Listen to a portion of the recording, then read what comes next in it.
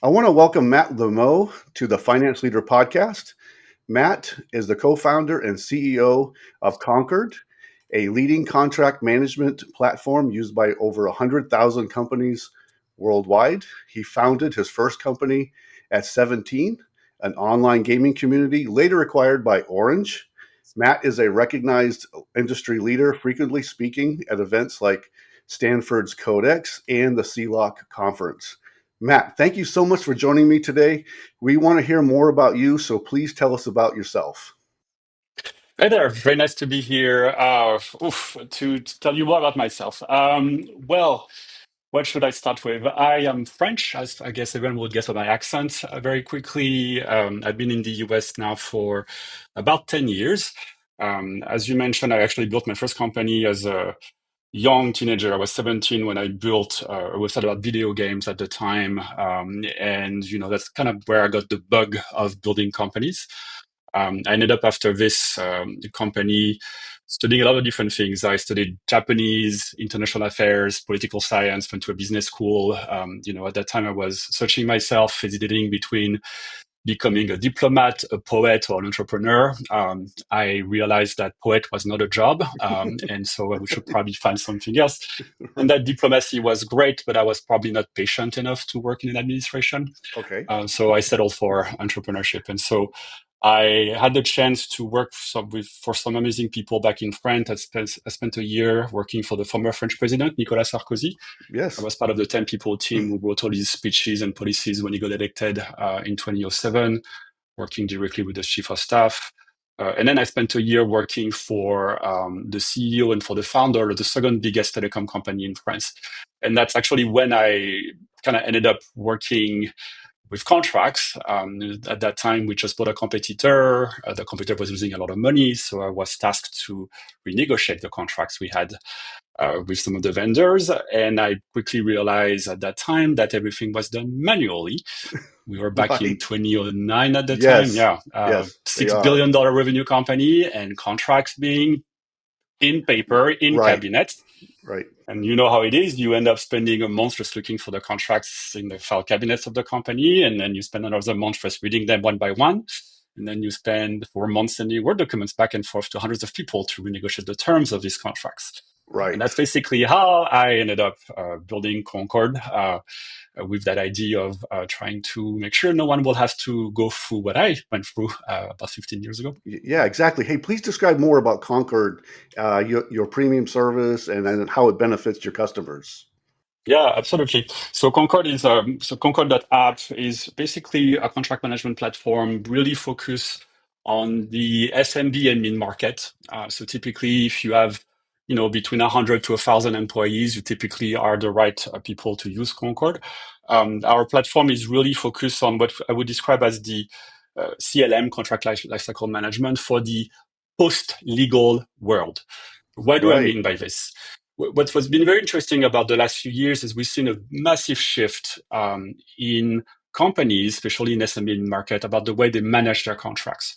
Back in the days, if I tell you contracts, you immediately think about legal. This is going to be the lawyers of the company managing this, etc. Hmm. What we've seen over the past few years, and it's accelerating right now significantly with AI, is that smaller, medium-sized companies, lower enterprise companies, actually do not manage their contracts through legal teams. Who is managing the contracts today in these companies? Operations, finance, Hmm. and Right. legal is quite often not even involved anymore whatsoever. And quite often we actually see these companies that don't even have legal teams at all. I Okay. was last week with a customer here in Texas. We're based in Austin, Texas. We we have a customer that is a 300 people company. They've been around for 70 years, very traditional company in construction, and they don't have a legal team anymore. They've outsourced everything. And so Wow. what's interesting is we've seen that trend coming for the past few years now. And so we built Concord with that idea that this is not a CLM platform for legal teams. This is a CLM platform for everyone else. Obviously, legal teams also use Concord, but they're less and less involved in these contract management processes, which is a good thing because they have other things to do. Quite often, legal teams are very underfunded in a company. They have very little resources, and we ask them too much. And so the idea is let's take away from them the contract management administration. Approving for the 50th time the same contract is probably not something that someone should be spending time on. And let's just make sure they can focus on the real topics when it comes to their skill set, which is the legality of an agreement or things like this. Right. So it sounds like the legal teams aren't really your typical customer using the service because so how does this service really benefit the CFOs out there? Well, it all comes down to what a contract really is about at the end of the day. If you look at a contract today, about what we've seen in numbers on concord.app, what we see is that more than 90% of contracts today are signed without any revisions from your third party. And so it kind of makes sense when you think about it, because what are the three main types of contracts you're going to find, right? HR documents, sales, and procurement, vendors agreements. That's very about 80% of the agreements that companies sign typically. Well, you're not going to negotiate really your offer letter, right? You're going to modify maybe obviously the amounts that are on there based on the person you hire, but you don't really have that kind of power when you get hired. When it comes to your sales agreement, if you sell something to your customers, I assume you probably have a template. And Yes. so you probably should not have to spend, a lot of money to renegotiate your agreement one by one. And then when it comes to your vendor agreements, well, quite often you don't really have that kind of power to negotiate the terms of services that you're working with. If tomorrow I sell a contract with Salesforce, I don't think I can really modify the contract that I have with them. The same way that, when you approve the terms of services on Apple Music, you can't really tell Apple to change that for you. So what's interesting is that we've seen basically contracts today. Most of them are signed without any revisions, really.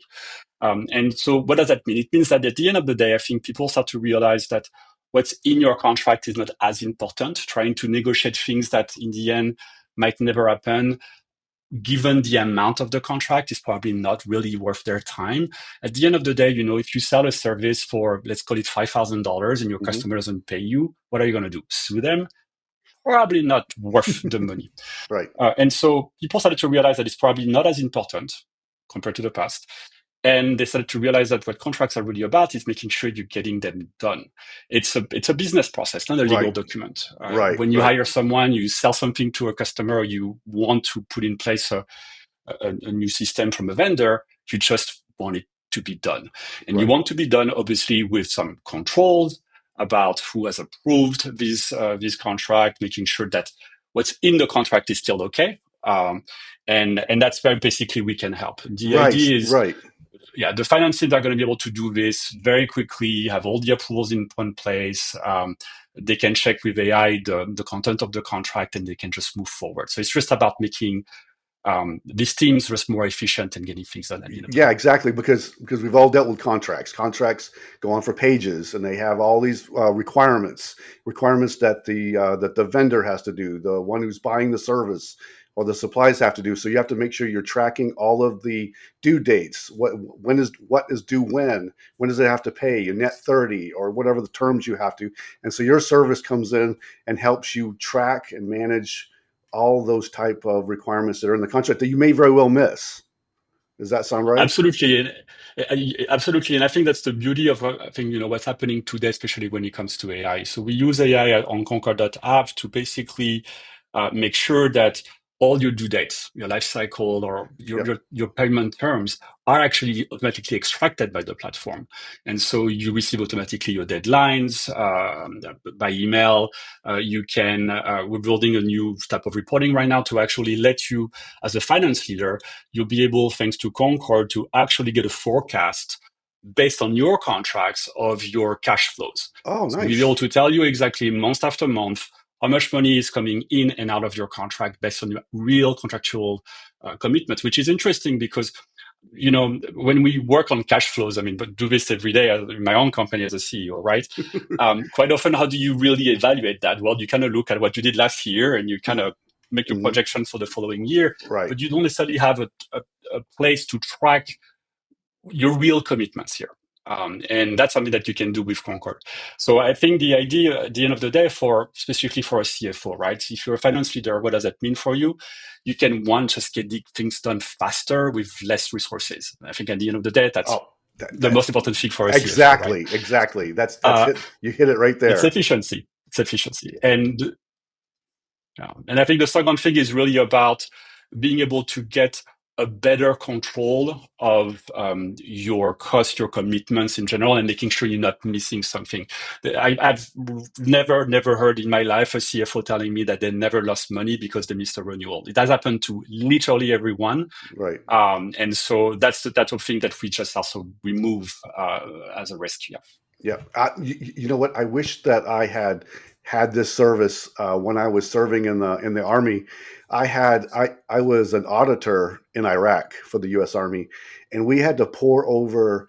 We well, not only I had to do audits of already completed contracts, which was pages and pages of requirements, and you're having to pour over it manually, but also looking at the various communications and documents that were going forth between the very high level commands and agencies that were in Iraq trying to support the mission that we had over there. I literally were going over using Control F and trying to look for all various keywords, funding, money, support for maintenance, building things. So like, I really wish that I had this service when I was serving over there, and then in my also a lot of my follow-on assignments, because you have to do a lot of that manually, and I wish I would have to be able to use Concord as a way to feed through these documents and look for Listen, all the at least you had the keywords. control F. Yeah, You were actually able to do certain, but I didn't even have this 15 years ago, right? So yeah, it's really, but I think what you're describing is what I've seen over and over myself in my previous roles, or what I hear from our customers. It is fascinating, even today, when you look at the penetration rate of contract management systems within yeah, companies. Today, about 90% of companies, 90% of companies have nothing in place. And so what do typically companies have today in place? They have some kind of an e-signature platform. So they will yeah, use DocuSign or something like this. And that's it. They still send the documents through Word, or sometimes it's slightly better, Google Docs. right. And they will store that somewhere on SharePoint or Box or Dropbox. And so this is absolutely not efficient at all. It's also, No, not very cost efficient either, no, because you have no. 3 or 4 different subscriptions to do this. Hmm. And the idea for us was to just bring everything in one single platform, so people don't have to switch on and on. And so yeah, so it's a common problem. It's happening to more companies than what people think. I'm always surprised sometimes, but to see some. We have some very very famous customers. I'm not going to give any names here, but you'll be surprised to see that they have nothing in place before starting with Concord. Yeah, I think they're If you're, listed if on you're your wondering, website. yes, Yeah, absolutely. So yeah, yeah. yeah, absolutely. Um, hey, please tell us about if someone wants to obviously learn more about this service. I think you have a number of free resources on your website. Please tell us about those free resources. Yeah, absolutely. I mean, you can simply go to concord.app. So it's CONCORD .app, app. And basically from there, you'll be able to get in touch directly with us. You'll be able to see a full demo of the platform directly on the website. We're very much of a transparent company. Our prices are on the website. You have the ability to talk to someone the same day, and you will get a demo and a quote. We can also give people access to a free trial. So we're trying to, work the way everyone should be working nowadays. I think the time of, having to go through 4 or 5 calls with an SDR and a salesperson Yeah, just to get a demo and a pricing, I think is a right. bit the last century. And so we're trying to do a bit different here. Right, absolutely. And you guys have a blog, and you've got some guides and some webinars on the website that someone can continue to get more comfortable with the service, and Absolutely. also be able to help and guide while you're using the service. So, uh, Especially for your audience, right? Because as I mentioned, a lot of our users nowadays are actually people that are like CFOs, finance leaders in general. And so we have a lot of content on how efficient contract management can really help their teams and their goals at the end of the day. Right, absolutely. Hey, one of the things I wanted to ask you about today is you have obviously have taken a few organizations from the startup phase, and I really want to talk about and ask you a couple of questions around your startup leadership. Like, describe what it takes to lead a successful startup, from forming a team, communicating a vision, and really trying to lay down what kind of those expectations. It's a totally different environment than from what an organization that's already been around for a little while. I mean, it's a vast question. I think, so I've been doing this for now, so that's my third company. And so I've done this for almost, I would say, maybe 20 years now. Hmm. So, yeah. Um, I think at the end of the day, what it really takes is intense resilience and Yes. commitment. Before what's interesting about Concord, so we created Concord about 10 years ago now. Hmm. And right before Concord, my co-founder and I had a previous company, contract management space also, in France at the time. And we failed that company. We crashed. Okay. We were bootstrapped entirely at that time. We released the first platform, had a few customers, but we started to see a lot of churn very quickly. So we failed. And what's interesting about this is that we failed for 3 or 4 years, and then after 4 years, we started to understand why really we failed. The answer wasn't always that obvious, but that's because we worked on that first startup and that we failed there, that we started to understand what we should be doing Yes. with Concord. And that's why we built Concord the way it is today versus what people were doing at that time, 10, 15 years ago.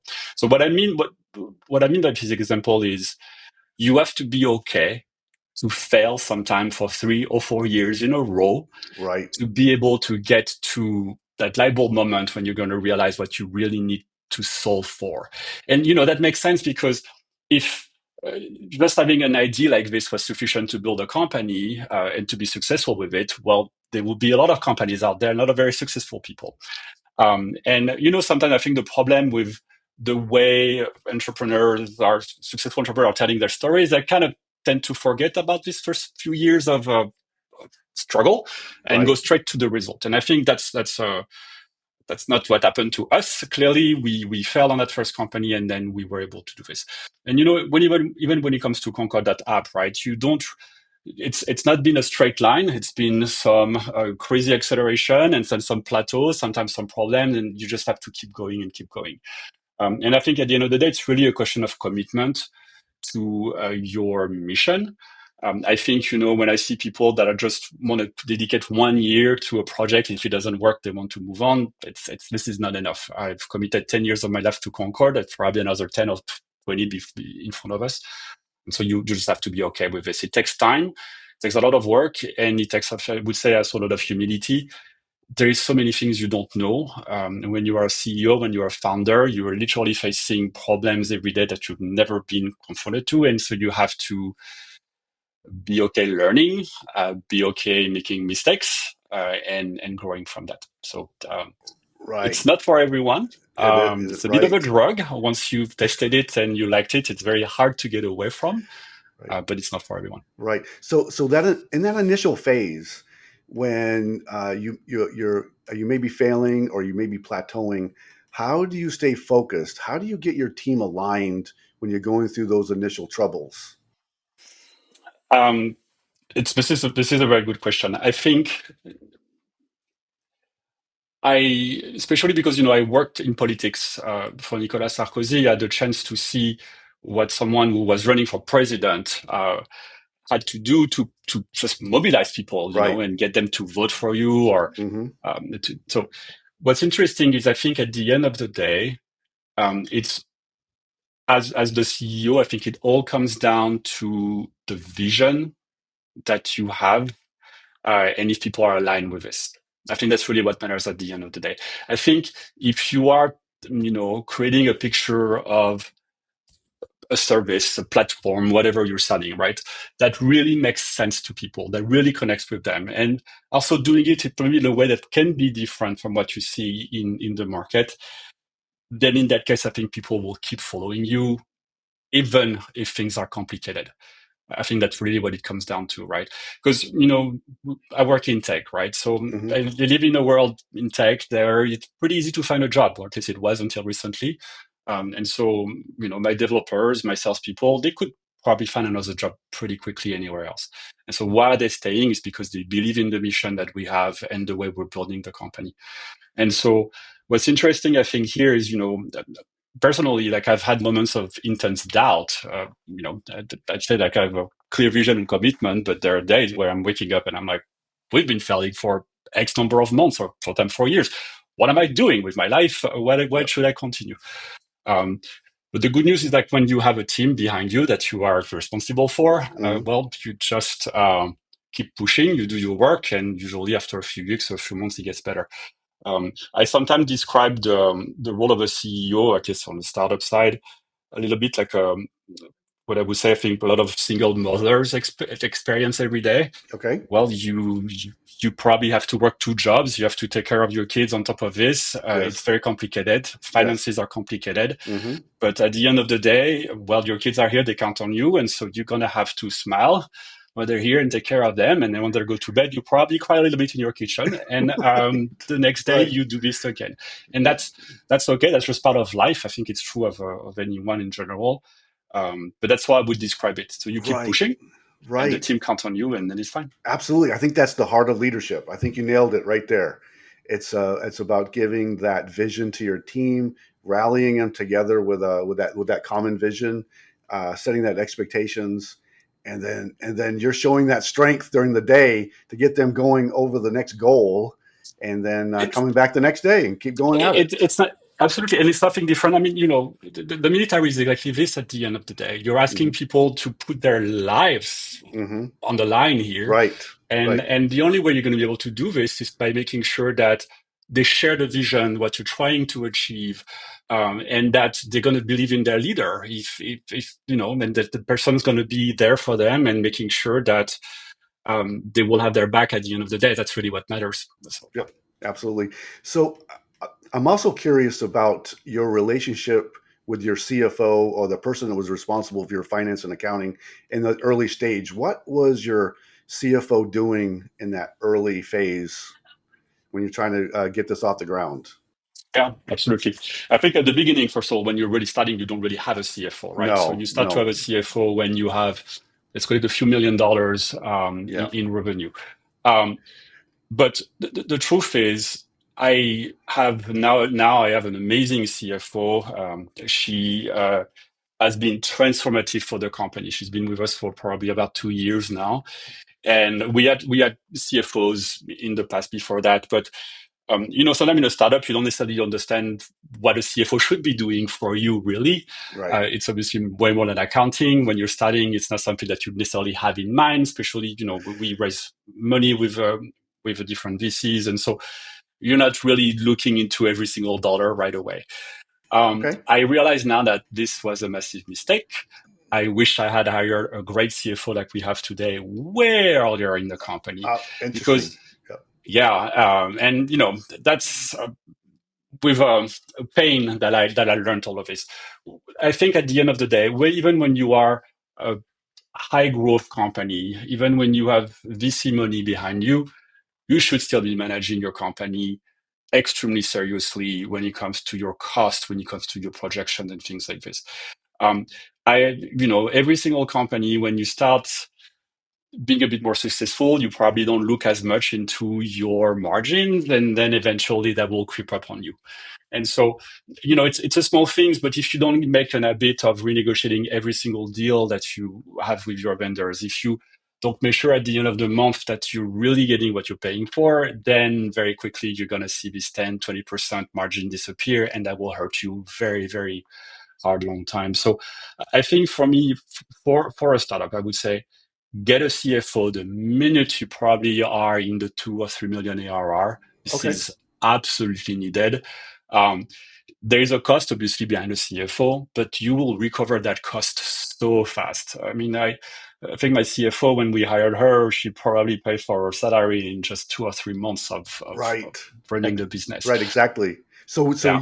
you were you doing most of the finance functions at the beginning? You're doing it I yourself? was Yep. absolutely I was, and then quickly we obviously had accountants, so external parties to help us with all of this. But the truth is, you will never get from a third party the type of service that you would expect from a CFO internally. And I think it also here comes down really to the type of CFO that you hire. I think you need, at least for I see work very well, is you need someone that's going to be negotiating every single dollar. I think a dollar is a dollar. It's just a principle of this. You Yep. have to be behind this. And this is extremely key as a startup because, once again, you can raise money, but you never know when the next round's going to happen. You never know if you're going to face like a pandemic like we did during COVID. And so you should have a very strict control on these finances.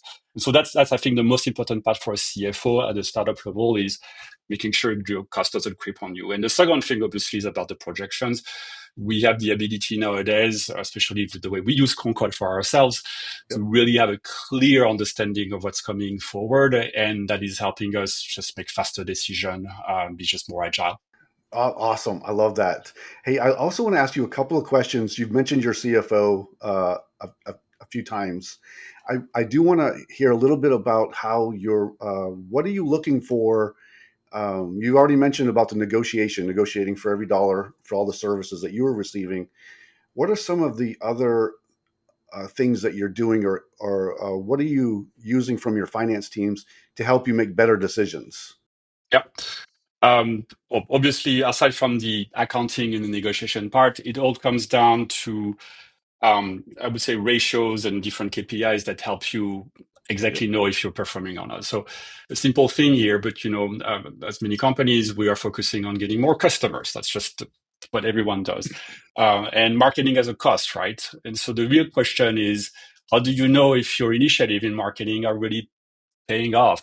It's a very complicated thing to do when you think about it. Marketing cannot attribute properly what comes from the different channels they have. And so you basically will rely at the end of the day in part on your CFO to really understand your metrics here. So whether it's the sales and marketing efficiency metric, for example, this is the type of thing that we use to clearly see if we should invest more on a channel or in general, like with the different initiatives that we have versus just stopping. And that's the kind of thing that you can do nowadays because, thanks to online advertising, you will clearly see the numbers very quickly. If you have a very good understanding, thanks to your CFO, for instance, of your numbers regarding pipeline and conversion, then you can make decisions faster based on leading indicators instead of lagging indicators. Right. And Right. yeah. And one thing that I would actually probably say about this is that um, I believe that a CFO is also here to bring you as a CEO data that you can trust. Hmm. And what's interesting about the way we built out the finance function at Concord is that our CFO is also directly looking into the numbers coming from sales, coming from marketing. Hmm. And I think this is important because at the end of the day, you probably want to avoid people self-reporting their own metrics Yep. because that's how problems start to happen. Because sometimes, sometimes you just don't know how to do it very well. Sometimes Right. you forget about it. Sometimes you only want to show the metrics that look better to your boss versus the other ones. So Right. I think that the important target of the CFO here is you have these numbers, you can trust them. And that makes all conversation after that very easy. It is just about math. Are the numbers working or not? And let's make a decision. Right, exactly. So you hit on a very good point. What we typically call the finance and accounting teams your trusted advisor. Yep. So the ones that are going to bring in that truth to numbers of what's actually happening around in your company, so that you can make better decisions, going forward. So I think you hit it right on, really perfect. So what types of conversations do you have with your CFO? Uh, Lord, what type of contract do I not have with my CFO? I Yeah. think at the end of the day, so my CFO is part of the leadership team. So first of all, She's involved in every single decision of the company. We tend to be very transparent and horizontal at that level. So she is literally part of every single conversation. But what I will talk about most of the time with her at the end of the day is really about projections. How are we doing in the different initiative? When you have your accounting, your cost control, etc., the processes in place, things are kind of running by themselves. So it's really more about how do we pilot the company moving forward, Yep. and how do we make things happen faster, typically. So that's really the type of conversation that we have on a regular basis. Awesome. Very good.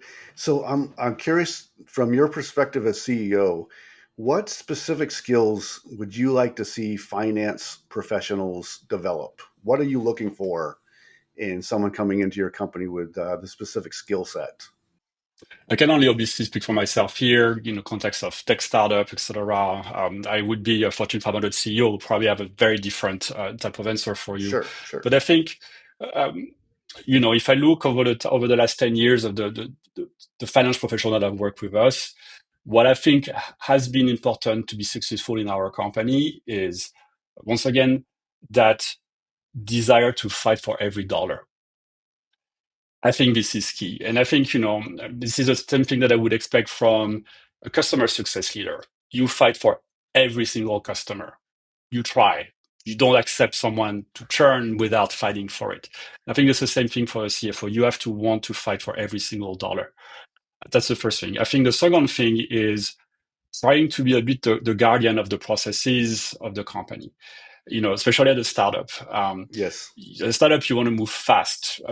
You don't want to have too many processes because they will slow you down. I hate processes. I think they're needed, but they're Yeah. evil, right? If Yes. everything were to work by itself, you don't need processes. It just works. So, but you do need Right. them. Right. And I think a Exactly. CFO is here for that. It helps you realize that, yeah, we can do this way, but this is what we're going to probably face very quickly if we don't make it a bit more smarter on the processes. So yeah, I would say the guardian of the processes and fighting for every dollar. Okay. Awesome. Matt, you just mentioned really talking about your processes. I'm very curious about your monthly close process. How long does it take when you close the month, when you're at the end of the month, how long does it take for your finance and accounting team to close the books and get you the results for the month? How long does that take Oh, usually? as of right now, about 2 weeks. Okay. Yep. Um, Okay. yeah, about 2 weeks right now. But what's interesting here is really, once again, where we're coming from, and where we are right now, and where we're going next. So we used to not do monthly closing whatsoever. As a startup, you Okay. don't necessarily need it as much. Um, so we used to do more quarterly closing here, and the quarterly closing would take us a month or two to get closed. It was complicated. So that was, what our investors required. It was fine. It was working well enough. But our new CFO, who joined us 2 years ago, was rightfully so, saying that, well, this is not okay. We Okay. cannot wait 5 months to know exactly how we're doing. We should Right. know right away. Right. And Yep. so she moved us to a monthly closing. Thank God, that was really needed. And as of right now, we are on 2 weeks window here. Okay. Yep. And the idea this year is actually to cut this down more to 3 or 4 days. So that's what we're Perfect. currently working Yep. forward. And Yep. the great thing about this is technology is getting better and better. There's a Yep. lot of things that can be automated now. And I think the ultimate goal, honestly, is that there won't be any more closing in the future. You're right. Everything will be done Yep. live. The concept of a closing is kind of wrong. Why do you need a closing every month? You could do a closing literally every day at the end of the day. So that's what we Absolutely. will You probably you do. hit you hit it right there because the industry is trying to move to a day zero close. And the technology is getting better and better every day, especially with AI being able to get those books closed, get those temporary accounts to where they're supposed to be and get it closed and get you financial statements and Yep. a little faster and the information that you need as CEO a little faster. So I think you hit it right there. It's perfect. Hey, I've got another couple of questions for you, particularly early in this conversation, you were talking about the startup as far as, you're going to have to fail a little bit. I wanted to ask you about success. What does it take? What does it take for a leader to become successful? Can you just walk me through that a little bit? This is a very tough question because I think success is very different for everyone, right? I think it depends at what level. I think as a founder, success is going to look different from your leadership team. Um, so it depends on the type of success that you like. What are the type of success that I've seen typically overall? Well, there are people that are motivated by a mission. That's my case, for instance. I believe in contract management. More precisely, I think contract management sucks, and I think it should be done better. And so Yeah. that's the mission that I have. That's why this is Yep. our second company in this space, hopefully the last one. But that's the mission. It is not about the money. It is not about having, the power or recognition. It is really just making sure that we are solving that problem. But success for people is very different everywhere. So you got sometimes people are going to be motivated by the power, by the money, by helping people in their team grow. And so I think the biggest problem that I see here quite often is not the type of success people are looking for, but more the misalignment between what they're looking for and what really is important for them. And I think, you know, sometimes people tend to chase the wrong thing. Hmm. Money is a good example of this. Or career, we work crazy hours until we're middle aged, like I am now, and at some point you end up in a midlife crisis because you realize that you've been chasing the wrong thing. Right. So I think the right way to be successful is just really understand what is important to you and then really try to go after that. Right. No, I like that. I like that. You were telling me earlier about an interesting hobby that you have. So please tell me about a favorite hobby that you have of yours. Yeah, absolutely. So when you don't find me in my company working every day, you will find me several weeks during the year doing whitewater rafting. So I'm a tech CEO, but interesting enough, I actually kind of hate technology. I think it's very useful, but I think it's very nice to be able to disconnect from it entirely. Sure. And so I typically spend anywhere between 4 to 6 weeks a year just going down rivers in the US or other places in the world and camping on the side of the river for a couple of weeks. So I was last year in between the Yukon, Canada, and Oh, nice. Alaska on the Tachinichi River. It Hmm. was a great trip. I had the chance to do the Grand Canyon in the US. I was a couple of years ago. I was in Chile, in Patagonia over there. So that's how I typically recharge my batteries is by I being like it. very far away from the internet and my cell phone and my computer, and just being in nature. Awesome. Very good. So again, like to hear know what's next for Concord. What do you have on the horizons for the service?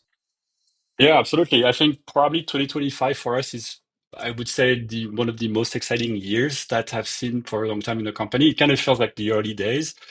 The reason behind this is obviously all the progress that you see right now with AI. AI has changed literally everything in our industry and other industries too. But it means that what used to require a lot of work from people, entering data manually, there was no other choice in the past. This is over. So you can get your contracts done, and then immediately you have all the information that you need from that. And so what's very exciting at Concord is that we've been working on this for quite a while now, and we are releasing this year basically a new version of the app that is just entirely AI first. The idea of the future of contract management is not about giving you more ability to put fields everywhere in your documents, is to actually remove things from your plate. And Hmm. so, when it comes to let's take an example of a contract, for instance. When you want to sign a contract today, well, you're going to input your data of your customer, how much the person's going to have to pay, and you're going to have to maybe format your document, etc. This is over with AI. I don't think anyone moving forward is going to format a document. Why are you spending time choosing if it should be bold or italic or a different font? I think the AI should be doing this for you. Yeah. Why are you entering fields? I think the AI can probably put the fields in there for Yeah. you too.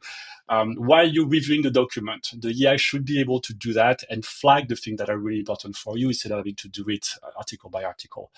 And that's basically what we're building right now. I believe the future of contract management is not this complex user experience with a lot of data everywhere. It's to be able to get you that power, but with the simplicity. And Yeah. so Concord moving forward is going to look more and more like ChatGPT, basically, where you Oh, can really nice. have a conversation with an AI to get you the result that you have. So you don't have to build reporting yourself by Yeah. selecting every single field that you want to Yeah. appear in there. Yeah. You'll be able to just ask the AI and get your reporting done. Awesome. Hey, please share the website address again. Concord.app. Concord.app. Awesome. Matt, thank you so much for joining me today on the Finance Leader podcast. I really appreciate your time. I think you've shared some amazing information and nuggets with the audience today. And thank you. And I wish you the best of luck with you and your company going forward. Thank you. It was my pleasure. Thank you so much.